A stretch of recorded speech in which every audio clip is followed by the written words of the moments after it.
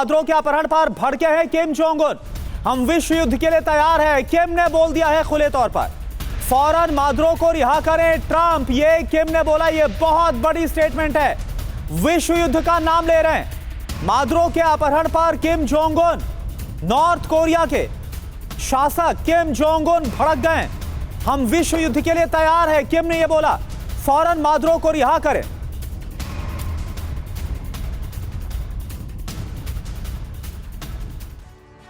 और आपको याद होगा कि नॉर्थ कोरिया के तानाशाह का जब जिक्र होता था तो हम उसे सनकी कहते थे, करुणा पहले। Exactly, लेकिन आज की तारीख में क्या उन्हीं को इस शब्द से नवाजा जाना चाहिए? यह सवाल हर किसी के जहन में आता है। ऐसा माहौल हो गया और अमेरिका क्या कर रहा है यह तो आपके सामने है। वर्ल्ड वॉर 3 के लिए क्या नॉर्थ कोरिया तैयार है? किम की चेतावनी क्या है? अमेरिकी एक्शन से दुनिया पर विश्व युद्ध का खतरा मंडरा रहा है। मादुरो मेरे बहुत अच्छे दोस्त हैं, मादुरो को फौरन अमेरिका रिहा करे, यह कहा है किम जोंग उन ने।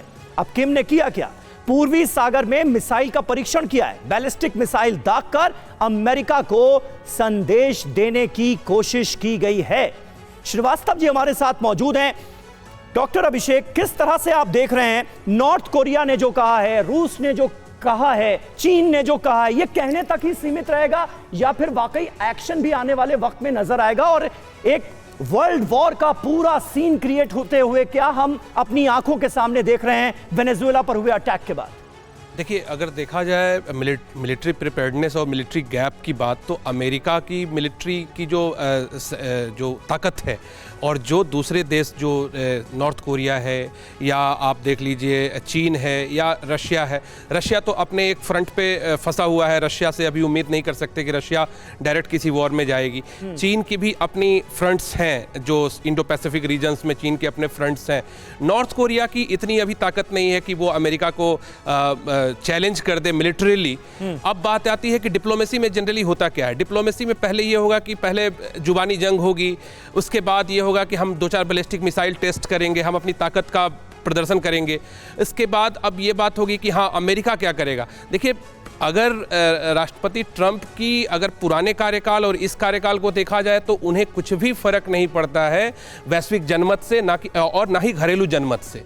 वो अपनी मनमानी करते हैं और वो इसमें भी यही दिखेगा कि वो अपने ही हितों की, अपने ही मनमानी की पूर्ति करेंगे, पहली चीज़। दूसरी चीज़ ये है कि यहाँ मामला सिर्फ राष्ट्रपति ट्रंप तक नहीं है। आप देखिए कि अमेरिकी कॉन्स्टिट्यूशन में लिखा हुआ है, आर्टिकल 4 सेक्शन 3 में ये मैटर है कि वो किसी भी फॉरेन टेरिटरी पे अपना रूल कर सकते हैं। तो ये तो औपनिवेशिक मानसिकता उनके कॉन्स्टिट्यूशन में है, पहली बात। दूसरी चीज़ कि पहले के भी राष्ट्रपतियों ने ऐसी कार्रवाई की है दूसरे क्षेत्रों में जा करके, तो ये कोई नया तरीका नहीं अपनाया अमेरिका ने। बात यह है कि नया चेहरा है, आदतें वही पुरानी है। और अभिषेक जी, कुल मिलाकर ये जरूर हुआ है कि जो बचे खुचे, मैं बचे खुचे इसलिए बोल रहा हूं क्योंकि तमाम तो नियम है वो तोड़े ही जा रहे थे बीते कई सालों से जो युद्ध हो रहा था, लेकिन जो बचे थे नियम उन्हें भी तार तार करने का जो काम है वो वेनेजुएला पर हमला करके अमेरिका ने कर दिया। अब एक और बड़ी खबर, वेनेजुएला के अंतरिम राष्ट्रपति बनाई गई है डेल्सी रॉड्रिगेज। वेनेजुएला के सुप्रीम कोर्ट ने डेल्सी को बनाया है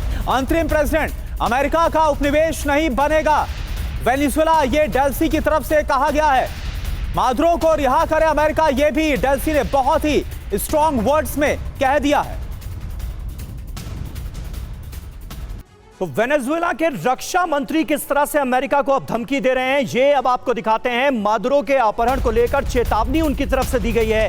अमेरिका के खिलाफ युद्ध का ऐलान किया गया है। वेनेजुएला के रक्षा मंत्री ने युद्ध का ऐलान कर दिया है अमेरिका के खिलाफ। तो ये रुख काफी ज्यादा सख्त नजर आ रहा है। जो वेनेजुएला के डिफेंस मिनिस्टर हैं वो कह रहे हैं कि अब अमेरिका से युद्ध लड़ा जाएगा। वेनेजुएला के बाद वर्ल्ड वॉर का आरंभ होगा। जी हां, वर्ल्ड वॉर 3। 5 बड़ी बातें क्या है यह आप समझिए। नंबर 1, अमेरिका के खिलाफ वेनेजुएला पलटवार कर सकता है। नंबर 2, वेनेजुएला में अमेरिकी फोर्स पर हमले हो सकते हैं। अमेरिका के खिलाफ वेनेजुएला का साथ दे सकते हैं रूस और चीन। नंबर 4, संयुक्त राष्ट्र में सुपर पावर का टकराव तय माना जा रहा है। और नंबर 5, तेल की कीमतों में उछाल संभव है। वैश्विक संकट की आशंका काफी ज्यादा बढ़ चुकी है। और ऐसे में संजय मैस्टन सर, सवाल तो यह है जो कुछ हो रहा है, हम चीन का इंटरेस्ट देख रहे हैं, उतना कितना निवेश किया हुआ है। भले ही ये शुरुआती स्टेटमेंट है, विरोध है, रूस की तरफ से विरोध है, लेकिन जाहिर सी बात है ये वो मुल्क है जो शांत नहीं रहने वाले। और उधर किम जोंग उन का बयान। बिल्कुल, देखिए साफ जाहिर है कि ये जो कोल्ड वॉर एरा था ना, मेरे को वो उसका रिजम्पशन दिख रहा है। कारण ये है कि वही जो मैंने पहले बताया एरिया ऑफ इन्फ्लुएंस, उस जमाने में भी आप अफ्रीका देखिए, लैटिन अमेरिका देखिए, कहीं पर भी देखिए ये इनडायरेक्ट कंट्रोल चलता था, रिजीम चेंज वगैरह। जैसे मैं मोज़म्बिक में था, मेरे को याद है रवांडा में मैंने ये सब देखा है जब मैं एज अ मेजर था। तो कहने का मतलब अभी कोल्ड वॉर टाइप चलेगा। आपने देखा रूस के पास वैगनर ग्रुप था जो काफ़ी इफेक्टिव था अफ्रीका में, वही वैगनर ग्रुप को उन्होंने लॉन्च किया था यहाँ पर यूक्रेन में। चीन के पास क्या है, चीन ने बड़े अच्छी तरीके से पूरे विश्व में, चाहे ऑस्ट्रेलिया हो चाहे वेस्ट हो, कॉन्फ्यूशियस इंस्टीट्यूट्स खोल रखे हैं और वहाँ उनकी मिलिट्री पुलिस तक डिप्लॉयड है, लेकिन in the garb of civilian. तो ये कहने का मतलब है ये इनडायरेक्ट वॉरफेयर होगा। मिलिट्री ऑप्शन तो मेरे को लगते नहीं है पॉसिबल होंगे। कोल्ड वॉर टाइप में जो इन्फ्लुएंस थे, इनडायरेक्ट इन्फ्लुएंस है, वहाँ पर खरीदा जाएगा लोगों को। किसी अपोजिशन पॉलिटिकल अपोनेंट्स होंगे, वो दूसरा देश उनको खरीदेगा। मतलब अब हर देश में ना स्थिति मेरे को लगता है थोड़ी खराब होगी। बिल्कुल सही बात है, बिल्कुल सही बात है, और उसका आरंभ हो चुका है। फिलहाल नजर तो यही आ रहा है।